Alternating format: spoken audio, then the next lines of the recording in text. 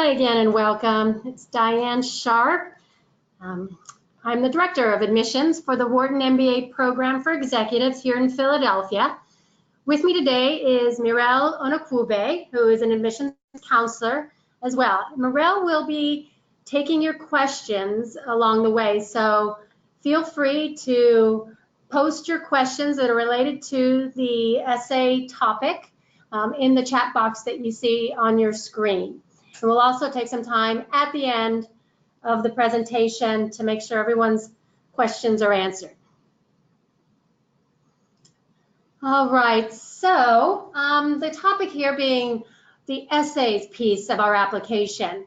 And I think some programs are now doing away with admissions essays, but we feel at Wharton that the essays are a really good way to get some insight into more of your background, more of your character. We're not just about your test scores and your work experience, things that you might find on a resume. We really have a holistic view of the admissions process. We want to really get to know you. So we feel that the essays and the questions that we ask are a good way to get at that. And now we'll talk about each of the questions that we are asking you to complete in the application. All right, so essay question number 1, what is your career objective and how will the Wharton MBA for Executives contribute to your attainment of this objective? This is probably one of the most predictable questions that I would imagine you would find in anything you're applying to. So we want to actually make you reflect on your career journey, your goals. We want for you to weigh the future that you see in your career and how this program will contribute to that. We really want to make sure you know what this program can offer you. You should be reflecting and exploring our program, understanding more about what we offer, the courses and so forth, to make sure that it's going to be what you need to get you where you're going to go. All right, so one thing people often ask is, you know, do we need short-term goals, medium-term goals, long-term goals? What is the time frame? So we're okay with not having exact time frames put on everything. We're okay with you just having general, like, after I graduate and in the future. We don't need it to be super exact. That being said, we want you to be realistic and have an understanding of the immediate impact and where it will take you. Right? Some people are concerned that they don't know exactly what they want to do with an MBA. Well, if you don't know at all, you really should reflect before applying, because you want to make sure it's the MBA degree that's going to do the most for your career. But it is okay not to say, okay, I want to go from what I'm doing now to this, A to B to C. We know that life goes on. Things change. You're going to get here and take a couple classes and get redirected, and that's a healthy thing.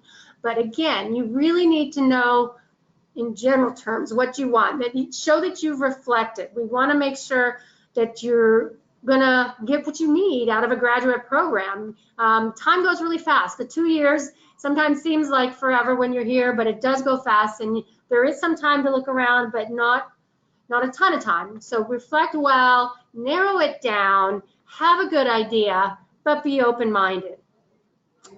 All right, so the second essay that is required is one of our professors has a TED Talk, Professor Adam Grant. His talk is on, are you a giver or a taker? So the essay question actually has the link to his TED Talk. It's very brief. We want you to watch his TED Talk and then answer what you feel you are. Based on your understanding of yourself and our program, how do you intend to give and take as a Wharton MBA student?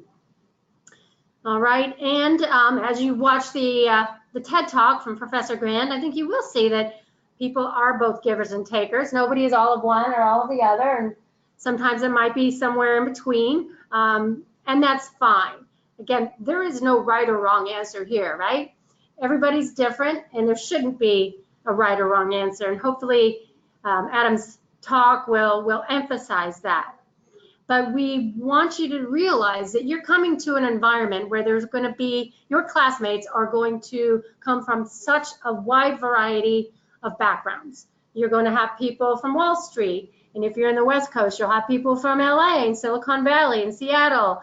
You know, we get people from DC out here. So your classroom is going to have not only people from different geographies and industries, but even within those, different functions. You might have 3 different people working for a tech company. One might be a technician, a project lead, one might be someone in marketing, and some might be in the legal end of things. So every classmate you have is going to have a wealth of experience. And so every classmate that you're with is going to want to know what you're bringing to the table. So in a way, that's what it is about, but you have to be open-minded. You have to also take from your classmates, right? The professors are there to take from their knowledge and all of your classmates and their wealth of knowledge. So please reflect on that. Don't feel that you're going to fall into one category or another, but do reflect and understand what it is and what it is you're bringing and how you think that will impact. Great. All right, and there's one more required essay. And this one is, given that you're already demanding job and your desire to remain committed to important personal and family obligations, how do you plan to handle the additional demands on your time once you enroll? All right, this is our way of forcing you to reflect on fitting this program in your schedule. You will hopefully along the way, we encourage you to interact with current students and alumni. They're going to tell you that this program is very demanding. You do need to sit down, look at your schedule, figure out how you're going to do it. And you have more than one constituency. It's more than your boss that you have to clear this with. You do need to start that conversation now with the folks at work to say, look, I'm going to be out of the office on these days. I'm going to need some bandwidth at certain times of year when I've got exams coming up.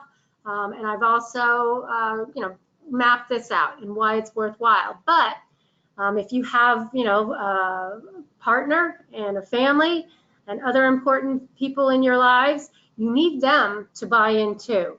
You're going to probably be giving up more with them than any other aspect of your life. So make sure you're having those discussions. Sit down and reflect. We're not looking for a diagram here, a table with every hour of every week mapped out, but we need you to look at our calendar. And this is a good point for me to mention that the calendar for the class that will be starting next May is going to be on our website within a few weeks. We have the current calendar up there, and that'll give you a really good snapshot of what a 2 years in the program looks like. So please download that, and we'll let everybody know when the next entering classes calendar is up, and really flesh it out, really contemplate what are you going to give up. Maybe your golf game, maybe a few weddings of friends. There's going to be some conflicts, and you have to make sure everybody's okay with that, and you also have to make sure that you make up for it when the 2 years is over. All right, there is a 4th essay. It is the optional essay. It is absolutely not required. We want you to explain any extenuating circumstances that you feel the committee should be aware of. It might be gaps in your work experience, why you chose a specific recommender if it's not what a standard recommender would be, some inconsistent performance in your academic background. So it really is a chance to just make sure you're hitting what we didn't give you an opportunity to in those 3 required essays, as well as the other aspects of our application. Please do remember that the interview is also a required part of our application. You should interview before you submit your application. Couple benefits of that. You're going to have one-on-one time with a member of the admissions committee. We will not have read your essays yet because you won't have submitted your app. So you don't have to worry about the person you're sitting in front of already hearing your story. This is your carte blanche to really share your background. But also, we want to make sure that this is where you talk about also some extenuating circumstances, a bit about your background. We get a little bit more into those things about your life that impact who you are today. Because then if you know you discussed this with your interviewer, you do not need to write a fourth essay. Because if the only thing you can think of, you're like, oh, I talked to Morel about that, or I talked to Nancy about that, or Barb during my interview, you do not need to put it here. We're really, as I mentioned, holistic, and we make sure that everybody who is involved with your application, which will be 3 or 4 different members of the committee, sees different parts of you. So this essay is basically asking you to highlight anything that you feel impacts your qualifications to the program, not necessarily your life story. All right. So I know people come to us asking, what are some general tips on the essays overall? All right, one you saw with each one, you saw a word limit. We really appreciate you adhering to that word limit. As you can imagine, the committee is reading a lot of essays.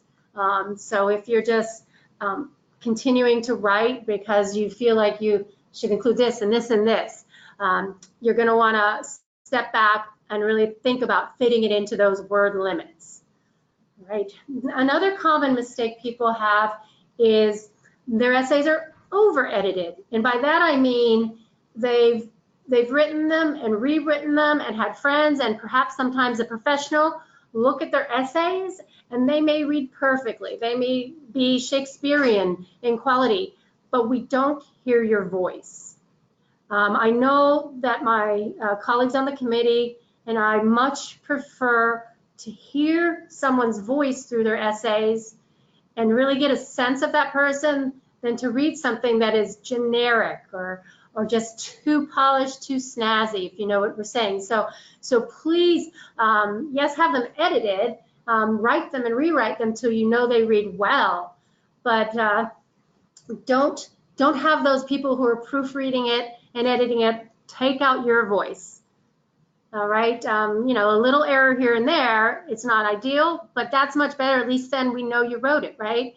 And especially if, English is not your native language, of course you're going to want somebody to help you express yourself.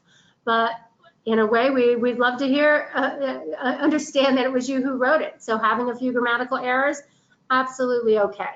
Please don't lose any sleep over something like that. I think, what is that, when after you hit submit, that's when your best proofreading happens and you realize all the little mistakes you made. Please don't lose sleep over those. All right, so it is about being, professional, concise, thoughtful, clean and clear, and you'll want to reflect on them and not rush them. Don't save it to the last minute, but please don't feel that we're expecting, again, those Shakespearean kind of essays. We wouldn't be able to understand that anyway. All right, and to cap it all off, we have a 17th century French mathematician, Blaise Pascal, who said, "I have made this longer than usual because I have not had time to make it shorter." In other words, being concise is an art and a very important one, and it actually does help you as you are in the business world. People just don't have time to read. The committee does have more time than your colleagues down the hall. But we really appreciate it when those essays are concise and thoughtful. All right, so hopefully you've gotten a nice overview, and Morel is ready to look into those questions you've posted, and I'll turn it over to her. Yeah, so the first question that we got asks, should the first essay get into why executive versus the full-time program? That is a great question because when you earn your MBA at Wharton, you have 2 formats to choose from. So you are earning the same degree.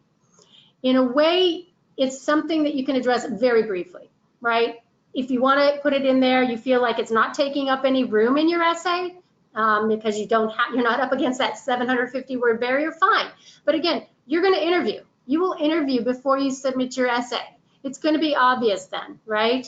And in a way, the time essay kind of addresses that.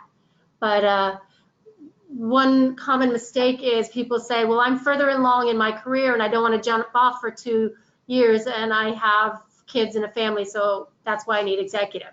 Well, that's all well and understood, but those are not compelling reasons why you want to come to your executive MBA versus a full-time, right? Those are practical reasons, and everybody has those reasons, right? If you don't have to jump off and that sort of thing.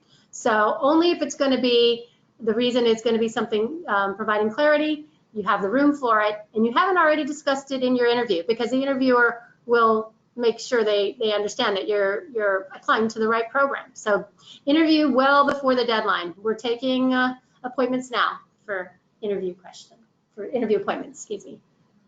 Another question, I'm reapplying this year. Any advice on what to include in the reapplication essay?